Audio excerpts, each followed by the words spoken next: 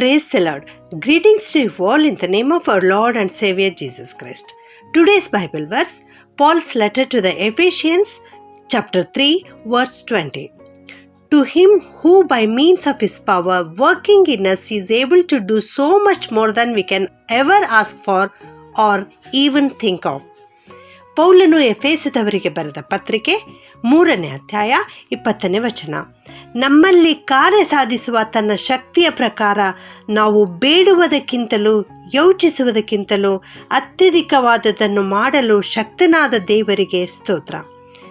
ಇವತ್ತು ದೇವರ ವಾಕ್ಯದಲ್ಲಿ ನಾವು ನೋಡ್ತಾ ಇದ್ದೇವೆ, ನಮ್ಮ ದೇವರು ಎಂಥ ದೇವರು ಎಂಬುದಾಗಿ. ನಮ್ಮ ದೇವರು ಮಹಾ ಭಯಂಕರನಾದ ದೇವರು, ಮಹಾಶಕ್ತಿಶಾಲಿಯಾದ ದೇವರು, ಸರ್ವಶಕ್ತನಾದಂಥ ದೇವರು ನಮ್ಮ ದೇವರಾಗಿದ್ದಾರೆ. ನಮ್ಮ ದೇವರು ನಾವು ಬೇಡುವುದಕ್ಕಿಂತಲೂ ಯೋಚಿಸುವುದಕ್ಕಿಂತಲೂ ಅತ್ಯಧಿಕವಾದದನ್ನು ಕೊಟ್ಟು ನಮ್ಮನ್ನು ಆಶೀರ್ವದಿಸುವಂಥ ದೇವರು. ನೀವು ಯೋಚಿಸ್ತಕ್ಕಂಥ ಕಾರ್ಯಗಳು ಸ್ವಲ್ಪವೇ ಆಗಿರಬಹುದು, ನೀವು ಪ್ರಾರ್ಥನೆಯಲ್ಲಿ ಬೇಡಿಕೊಳ್ತಕ್ಕಂಥ ಕಾರ್ಯವು ಕಡಿಮೆಯೇ ಆಗಿರಬಹುದು. ಆದರೂ ಕೂಡ ದೇವರು ನಿಮ್ಮನ್ನು ಹೆಚ್ಚಾಗಿ ಆಶೀರ್ವದಿಸಲು ಉದ್ದೇಶಿಸಿದ್ದಾನೆ. ಅದು ಬಹಳ ಶ್ರೇಷ್ಠವಾದದ್ದು ಪ್ರಿಯರೇ. ಯೋಸೇಫನ ಬಗ್ಗೆ ನಾವು ನೋಡ್ತೇವೆ. ಅವನ ಸಹೋದರರು ಅವನನ್ನು ಹಿಡಿದು ಗುಂಡಿಯೊಳಗೆ ದೊಬ್ಬಿದಾಗ ಕರ್ತನು ಅವನನ್ನು ಆಶೀರ್ವದಿಸಿದನು. ಒಂದು ದಿವಸ ದೇವರು ನನ್ನನ್ನು ಅತ್ಯಧಿಕವಾಗಿ ಆಶೀರ್ವದಿಸುತ್ತಾರೆ, ಉನ್ನತಿಗೊಳಿಸುತ್ತಾರೆ, ಐಗುಪ್ತ ದೇಶದಲ್ಲಿ ದೊಡ್ಡ ಅಧಿಕಾರಿಯಾಗುತ್ತೇನೆ ಎಂಬುದಾಗಿ ಅವನು ನೆನೆಸಿದ್ದಾನ. ನನ್ನ ಸಹೋದರರು ನನ್ನ ಮುಂದೆ ಬಾಗಿ ನನಗೆ ಅಡ್ಡ ಬೀಳುತ್ತಾರೆ ಎಂಬುದಾಗಿ ಅವನು ನೆನೆಸಿದ್ದಾನ. ಇಲ್ಲವಲ್ಲ ಪ್ರಿಯರೇ, ಅವನು ನೆನೆಸದೆ ಹೋದಾಗ್ಯೂ ಕೂಡ ದೇವರು ಅವನನ್ನು ಅತ್ಯಧಿಕವಾಗಿ ಆಶೀರ್ವದಿಸಿದರು.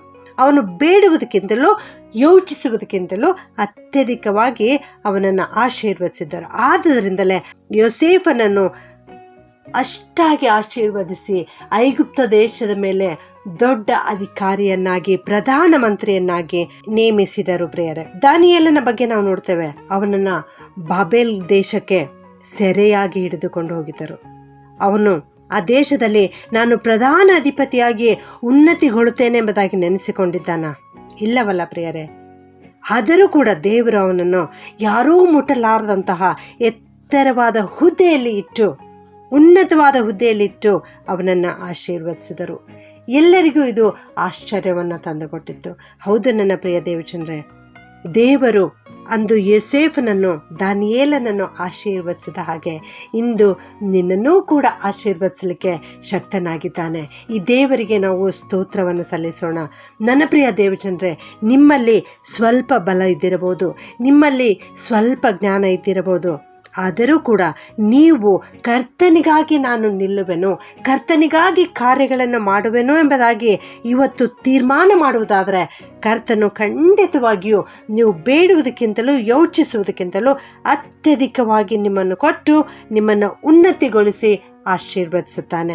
ಆಕಾಶದ ದ್ವಾರಗಳನ್ನು ತೆರೆದು ನಿಮ್ಮನ್ನು ಆಶೀರ್ವದಿಸುತ್ತಾನೆ. ಇಂದೇ ಕರ್ತನ ಬಳಿ ಬಂದು ಪ್ರಾರ್ಥನೆ ಮಾಡಿರಿ. ಪ್ರಾರ್ಥನೆ ಮಾಡಿಕೊಳ್ಳೋಣ. ಭೂಪರಲೋಕಗಳ ಒಡೆಯನಾಗಿರುವಂಥ ನಮ್ಮ ಪ್ರೀತಿಯ ಪರಲೋಕದ ತಂದೆಯಾದ ದೇವರೇ, ನಿನ್ನ ನಾಮಕ್ಕೆ ಕೋಟ್ಯಾನುಕೋಟಿ ಸ್ತೋತ್ರವನ್ನು ಸಲ್ಲಿಸ್ತೇವಪ್ಪ. ನೀನು ಅಗಮ್ಯ ದೇವರು, ಅದ್ಭುತನಾದ ದೇವರು, ಮಹಾಶಕ್ತಿಶಾಲಿಯಾದ ದೇವರಪ್ಪ. ಅದಕ್ಕಾಗಿ ನಿನಗೆ ಸ್ತುತಿ ಸ್ತೋತ್ರವನ್ನು ಸಲ್ಲಿಸ್ತೇವಪ್ಪ. ನಿನ್ನಿಂದ ಅಸಾಧ್ಯವಾದದ್ದು ಯಾವುದೂ ಇಲ್ಲ ಕರ್ತನೆ. ನಾವು ಬೇಡುವುದಕ್ಕಿಂತಲೂ ಯೋಚಿಸುವುದಕ್ಕಿಂತಲೂ ಅತ್ಯಧಿಕವಾಗಿ ಕೊಡಲಿಕ್ಕೆ ಶಕ್ತನಾದ ದೇವರು ನೀನಾಗಿದ್ಯಪ್ಪ. ಅದಕ್ಕಾಗಿ ನಿನ್ನನ್ನು ಕೊಂಡಾಡ್ತೇವೆ. ನಿಮಗೆ ಸ್ತುತಿ ಸ್ತೋತ್ರವನ್ನು ಸಲ್ಲಿಸ್ತೇವಪ್ಪ. ಈ ವಾಕ್ಯ ಕೇಳಿಸಿಕೊಳ್ಳುತ್ತಿರುವ ಪ್ರತಿಯೊಬ್ಬೊಬ್ಬರನ್ನು ಆಶೀರ್ವದಿಸು ಸ್ವಾಮಿ. ಅವರೂ ಕೂಡ ತಮ್ಮ ಜೀವನದಲ್ಲಿ ಅನೇಕ ಆಶೀರ್ವಾದಗಳನ್ನು ಎದುರು ನೋಡುತ್ತಾ ಇರ್ಬೋದು. ಆದರೆ ತಮ್ಮಲ್ಲಿರುವ ಜ್ಞಾನವನ್ನು, ತಮ್ಮಲ್ಲಿರುವ ಅಲ್ಪ ಸ್ವಲ್ಪ ಬಲವನ್ನು ನೆನೆಸಿಕೊಂಡು ಕುಗ್ಗಿ ಹೋಗಿದ್ದಾರೆ ದೇವ. ನೀನವರನ್ನು ಕನಿಕರಿಸು, ನೀನವರನ್ನು ಆಶೀರ್ವದಿಸು, ಉನ್ನತ ಸ್ಥಾನಕ್ಕೆ ಏರಿಸು, ಆರೋಗ್ಯವನ್ನು ದಯಪಾಲಿಸು, ಕುಟುಂಬದಲ್ಲಿ ಹೆಚ್ಚಿನ ಆಶೀರ್ವಾದಗಳನ್ನು ಕೊಟ್ಟು ನಡೆಸಬೇಕಾಗಿ ಎಲ್ಲ ಪ್ರಾರ್ಥನೆ ವಿಜ್ಞಾಪನೆಗಳನ್ನು ಯೇಸುವಿನ ನಾಮದಲ್ಲಿ ಪ್ರಾರ್ಥಿಸಿ ಬೇಡುತ್ತೇನೆ ತಂದೆಯೇ. ಆಮೆನ್.